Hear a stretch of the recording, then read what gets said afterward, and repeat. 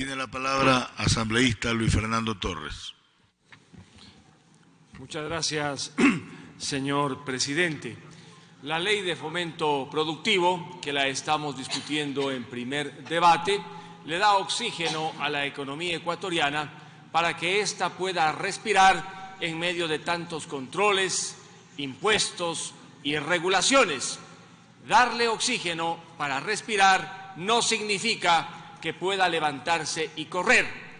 Por ello, hay mucho más que hacer a fin de que la economía ecuatoriana no solamente sobreviva, sino que logre la finalidad última de tener un fisco saneado que no sea una carga para los ciudadanos y agentes productivos que puedan, en un entorno de seguridad, invertir para generar empleo y trabajo en el Ecuador. El asambleísta Pavel Muñoz, en su intervención, ha formulado varias inquietudes que deben tomarse en cuenta. Una relacionada con el alcance de las reformas previstas en el artículo 32, otra con la aplicación de la disposición general tercera y también aquella que tiene que ver con ese endeudamiento de 18.000 millones de dólares al que se vería obligado el Estado ecuatoriano, según él, de aprobarse estas reformas.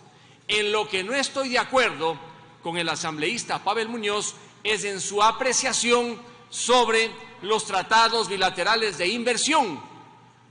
No, asambleísta Pavel Muñoz, estuvieron tan mal tomadas las decisiones de denunciar esos tratados después de que había ganado el presidente Moreno, y habrá que descubrir quién dio o autorizó al bloque oficialista en aquel entonces para que denunciara cerca de 10 tratados, y uno de ellos el tratado con los Estados Unidos, tratado bilateral de inversiones.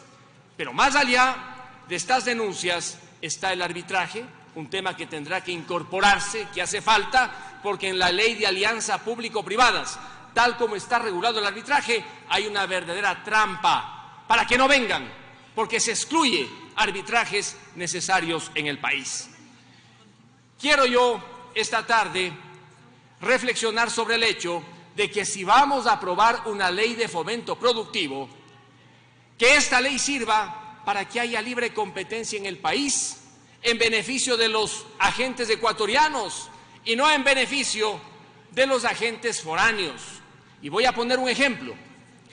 Entró en vigencia el 12 de abril el artículo 209 del Código Orgánico Ambiental. Entre el año 2001 y el 12 de abril del 2018, durante más de 17 años, laboratorios ecuatorianos con profesionales ecuatorianos podían competir con laboratorios extranjeros en la realización de estudios de descargas y de vertidos para cerca de 10.000 empresas ecuatorianas. Con la reforma que se hizo al artículo 209 del Código Orgánico Ambiental, esos ecuatorianos que trabajaron durante 17 años compitiendo están excluidos. Ahora solamente pueden trabajar en el país laboratorios foráneos o algunas universidades que tengan ese tipo de laboratorios que no pasan de 2. Me pregunto yo, ¿cómo se puede tratar así a los ecuatorianos que trabajaban, que tenían ganancias y que pagaban impuestos? Por eso me parece una prioridad que se reforme el inciso segundo del artículo 209 para que aquellos ecuatorianos que venían trabajando lo puedan hacer sin privilegios, compitiendo con laboratorios extranjeros y también con las actividades que puedan desempeñar una o dos universidades. Defendamos lo nuestro, sin prerrogativas, sin proteccionismos absurdos, permitiéndoles a los nuestros que compitan. Esta es una reforma esencial, porque todo se podrá decir y hacer en esta ley de fomento productivo, pero si no se envían señales claras, de nada servirán los cambios, porque habrá muchos ecuatorianos que dirán, sí, hay remisiones, hay incentivos, pero simplemente no puedo trabajar, porque me negaron el derecho a trabajar en el país, como ha pasado precisamente con estos laboratorios ecuatorianos por esa desgraciada y perversa reforma al inciso segundo del artículo 209 del Código Orgánico Ambiental. En mi tierra, en Ambato, en Tungurahua, existe gran inquietud por parte de los fabricantes de carrocerías. Ellos no quieren privilegios, ellos quieren, al igual que el sector que mencioné, simplemente condiciones iguales para competir.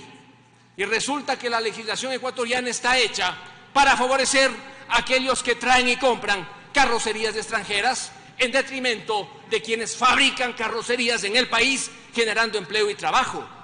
Hay una absurda discriminación en virtud de la cual, cuando el propietario de un bus utiliza carrocería importada, tiene ventaja frente al que utiliza carrocería fabricada en el Ecuador para el transporte urbano y no se diga para el transporte interparroquial e interprovincial. Esa discriminación debe terminar. Igualmente, no se entiende por qué si hay devolución del IVA para ciertos importadores de carrocerías en perjuicio de aquellos que utilizan carrocerías locales. Y en el tema de los autos eléctricos, de la misma manera. Si ya se van a fabricar carrocerías para esos autos en el Ecuador, ¿por qué tienen que estar sometidos a una discriminación? Si se quiere transformar un modelo estatista como el que rigió en el país en la última década por uno que privilegie la competencia, el esfuerzo, el emprendimiento, eliminemos ese tipo de discriminaciones y garanticémosles a los nuestros, a los ecuatorianos, que puedan competir en igualdad de condiciones. Y por eso es necesario que se reformen los artículos 66 y 55 de la Ley de Régimen Tributario Interno, como ha sido ya propuesto por el gremio de fabricantes de carrocerías del centro del país y particularmente de Ambato y de Tungurahua. Sí me parece una magnífica señal la que trae el proyecto con la propuesta de derogatoria del artículo 1 de la Ley Orgánica de los Derechos de los Trabajadores.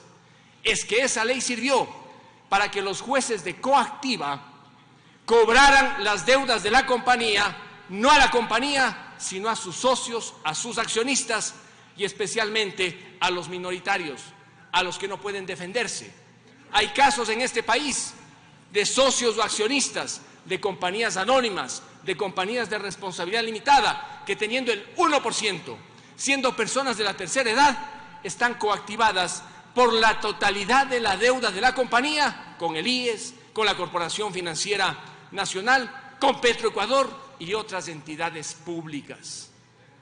Cuando el juez de coactivas solamente puede cobrar a los accionistas después de haber levantado el velo societario, el juez de coactivas tiene que demostrar en un proceso judicial que los socios defraudaron, utilizaron la compañía para generar perjuicios dolosos. Solo en ese caso se puede cobrar a sus socios o a sus accionistas. Sin embargo, con una aplicación arbitraria y absurda del artículo 1 de la Ley Orgánica de Derechos de los Trabajadores, los jueces de coactiva no han reparado en cobrar a la compañía, al gerente y a cada uno de los socios, olvidándose que la responsabilidad de un socio o de un accionista es limitada. Por eso invierte una persona en una compañía, porque sabe que si responde, responderá por su aporte, pero no por la totalidad. Está bien esa derogatoria, pero habría que hacer una precisión en la disposición transitoria cuarta, para que todos los juicios de coactiva que todavía están en pie, sin haberse levantado el velo societario, terminen, allí queden. Y si en algún momento un juez de coactiva quiere cobrar a los socios de la compañía, a los accionistas de la compañía, primero haga lo que dice el artículo 17 de la Ley de Compañías: levante el velo societario, demande ante un juez, y el juez, cuando declare que ha habido abuso de la personalidad jurídica, abre el camino para que el juez de coactivas Tiene un minuto, señor cobre. asambleísta.